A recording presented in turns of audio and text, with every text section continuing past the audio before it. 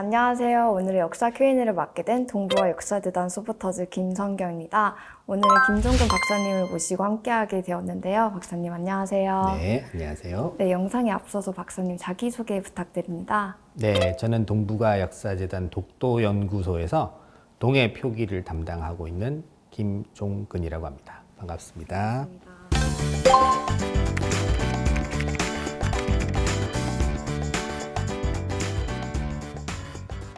네, 오늘 저희 영상 주제가 동해의 병기잖아요. 네. 그래서 첫 번째 질문은 동해의 표기 논란은 언제부터 시작되었나요? 네, 공식적으로는 1965년 한일어협정 때부터입니다.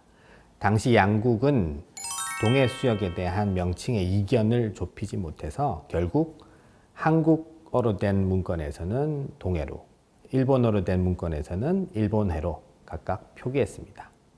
한편 국제사회에서는 남북한이 유엔에 동시에 가입한 1991년 이후인 1992년 제6차 유엔 지명 전문가 회의에서 대한민국과 북한이 이 문제를 공식적으로 제기한 것이 처음입니다. 그렇다면 그 동해 표기 논란의 문제에 대해서 한국 정부와 일본 정부의 기존 입장은 어떻게 되어 있나요? 네, 한국 정부는 기본적으로 동해 표기는 정당하다라는 입장이고요. 다만 양국이 합의에 이르기까지 동해와 일본해가 병기되어야 된다라고 주장을 하고 있습니다. 반면 일본 정부는 일본해가 국제적으로 공인된 유일한 지명이다라는 입장이고요. 이에 따라서 병기를 거부하고 있습니다. 그렇다면 잃어버린 동해 이름을 되찾기 위해서 우리 정부는 어떤 노력을 해왔고 어떤 성과를 가져왔는지 궁금합니다. 네, 방금 전에 말씀드린 유엔 지명 전문가 회의라든지 국제수로기구 회의에서 매번 참여할 때마다 동해 표기 문제를 적극적으로 개진을 하고 있고요. 이후에 동북아 역사재단과 같은 공공기관 그리고 반크나 동해연구회와 같은 민간단체들이 동해 표기에 관련된 홍보 활동을 함에 있어서도 적극적으로 지원을 하고 있습니다. 그렇다면 동해 표기는 국제사회에서 정당성을 인정받았나요?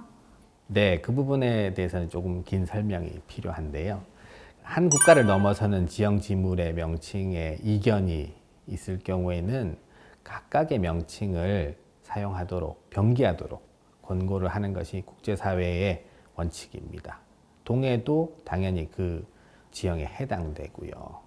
그런데 유엔이나 미국 같은 경우에서는 병기를 하지 않고 일본해를 관행적으로 사용을 하고 있습니다. 이런 국제적인 원칙을 무시하고 있는 부분이 있죠. 우리가 이제 해결을 해야 되는 부분이기도 합니다. 이제 반면에 민간 부분에서는 조금 다른데요. 예를 들어서 세계적인 지도책자들에서는 동해가 병기되고 있는 상황입니다. 아울러서 미디어에서도 동해가 적지 않게 병기가 되고 있고요.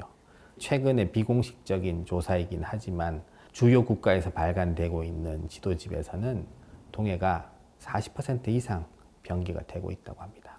아울러서 미국의 버지니아 주에서는 2014년에 교과서에 동해를 병기하게끔 하는 법안까지 통과를 시킨 바가 있고 뉴욕주에서는 2019년에 교육위원회에서 각급 학교에서 수업을 할 때 동해를 병기하도록 권고를 한 바 있습니다. 그래서 이러한 민간이나 교육 분야에서의 성과가 우리 주장의 정당성이 없었다면 불가능한 일이었을 거다라고 생각하고 있습니다. 그럼 마지막 질문인데요. 국제수로기구에서 표준 해도집에 바다 지명 대신 고유부호를 사용해서 바다를 표기하자는 제안이 나왔는데 이에 대한 생각이 궁금합니다. 네, 제2차 국제수로기구의 정기총회에서 요나스 사무총장의 제안이 결국 통과가 되었습니다. 이 결과로 S130이라고 불리는 새로운 디지털 형태의 해도가 만들어지는데요. 핵심은 그 해도 내에서의 바다 명칭은 숫자로만 표기가 된다라는 점입니다. 아울러서 기존의 바다 명칭의 기준이었던 S23은 아날로그에서 디지털 시대로 변화하는 역사적인 변천 내용을 보여주는 출판물로 남기게 될 것이다 라고 결정이 되었습니다. 이 말은 결국 S23이 역사적인 사료로만 남게 될 것이다 라고 해석을 할 수 있겠죠. 따라서 새로운 기준은 S130이라는 디지털 형태의 해도에서 새롭게 만들어질 것입니다. 이는 결국 우리 정부가 이제까지 진행해왔던 동해 표기에 대한 노력이 일정 부분 성과를 거둔 것이라고 생각을 하고요. 충분히 우리의 노력이 더 많이 확산될 수 있는 계기가 되지 않을까라고 생각을 합니다. 다만 일본 정부는 여전히 일본의 단독 표기를 주장을 하고 있고요.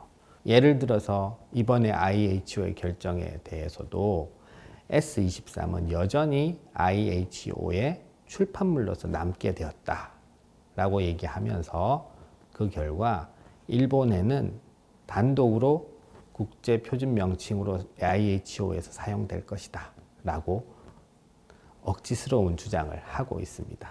이러한 일본의 주장을 우리가 효과적으로 반박하기 위해서는 결국 더 많은 세계인들이 동해 표기를 사용할 수 있도록 노력하는 것이 더욱더 효과적인 방법이 되지 않을까라고 생각합니다. 네, 감사합니다. 오늘 유익한 말씀 너무 감사합니다. 네, 감사합니다. 저도 즐거웠습니다. 네. 지금까지 동부와 역사재단 역사 Q&A 시간이었고요. 오늘 영상이 좋았다면 좋아요, 알람 설정, 그리고 구독까지 부탁드립니다. 감사합니다. 감사합니다.